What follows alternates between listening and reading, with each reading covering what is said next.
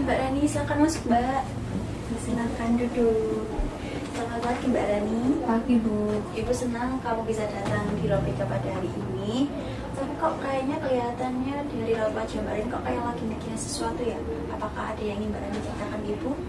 Ada Bu, saya tuh pengen cerita. Soalnya saya tuh sedang memikirkan kondisi keluarga saya sih Bu. Terima kasih Mbak Rani, kamu sudah mau bercerita. Di sini kamu bisa bercerita dengan tenang tanpa takut dihakimi. Kalau kamu sudah siap bercerita, Ibu akan mendengarkan dengan senang hati. Baik, jadi tuh Bu, saya tuh merasa papa dan mama saya tuh kurang perhatian sama saya, terus kurang ada waktu buat saya.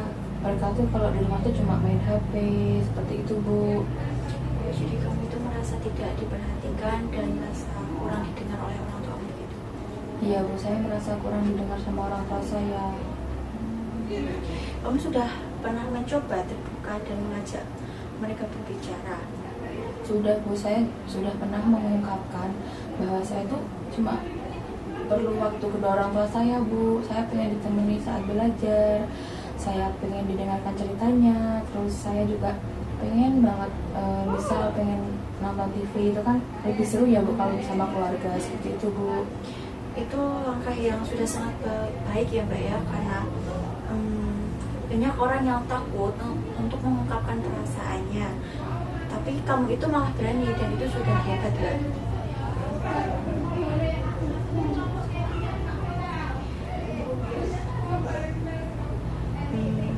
Tapi penting ya Mbak untuk diingat bahwa perasaanmu itu tidak boleh diabaikan.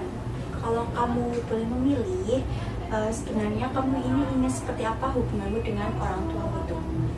Saya tuh pengen banget tuh hubungan saya tuh lebih dekat ke orang tua, terus mama papa saya tuh ada waktu buat saya, terus mungkin bisa menemani saya bermain atau kemana gitu kan, saya juga pengen kan. Terus setiap saya cerita tuh juga pengen didengerin sama orang tua saya. Itu sangat wajar ya Mbak ya, karena kebutuhan akan perhatian dan kasih sayang orang tua itu suatu hal yang mendasar. Ibu bangga karena kamu mampu untuk mengenali kebutuhan emosionalmu sendiri.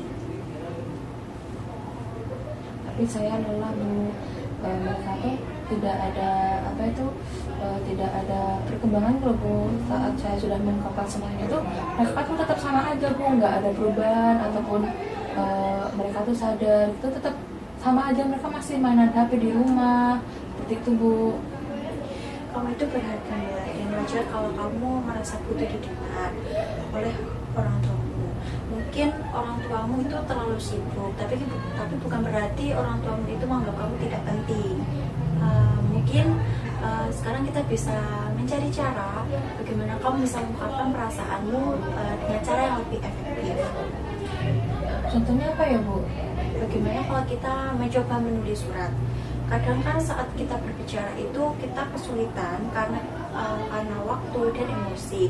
Tetapi dengan cara kita menulis surat itu, kamu bisa menyampaikan semua perasaanmu dengan jujur tanpa interupsi. Baik Bu, boleh saya coba. Soalnya tuh itu mungkin hal baru bagi saya Bu, karena saya tuh cuma mengungkapin dan itu tidak ada perubahan dari orang tua saya Bu. Itu boleh dicoba sih Bu. Bagus Mbak, sekarang kita coba latihan ya, dan Ibu akan membantu kamu untuk menyusun suratnya. Sebentar Ibu siapkan kertas dan pulpennya. Ini Mbak kertasnya dan pulpen. Ibu akan bantu kamu untuk menyusun suratnya. Untuk yang pertama itu kamu bisa memikirkan apa yang ingin kamu sampaikan kepada orang tuamu, dan yang kedua itu bagaimana kamu merasakannya, dan yang ketiga itu dan yang terakhir, dan harapan kamu terhadap orang tuamu ke depannya itu apa? Boleh langsung saja Mbak. Saya coba ya Bu.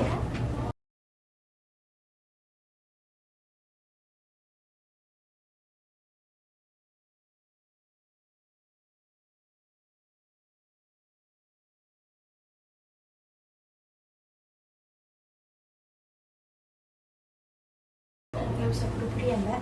Kamu bisa nulis dengan baik. Ya Bu.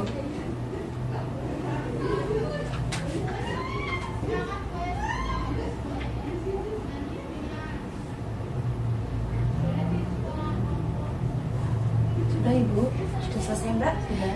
Sekarang kamu coba baca ulang surat yang sudah kamu buat. Apakah sudah sesuai dengan apa yang kamu rasakan?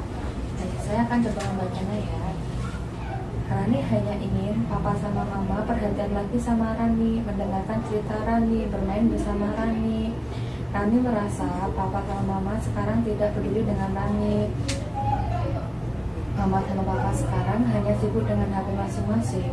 Rani berharap papa mama seperti dulu lagi, yang selalu perhatian sama Rani, yang selalu mendengarkan cerita Rani.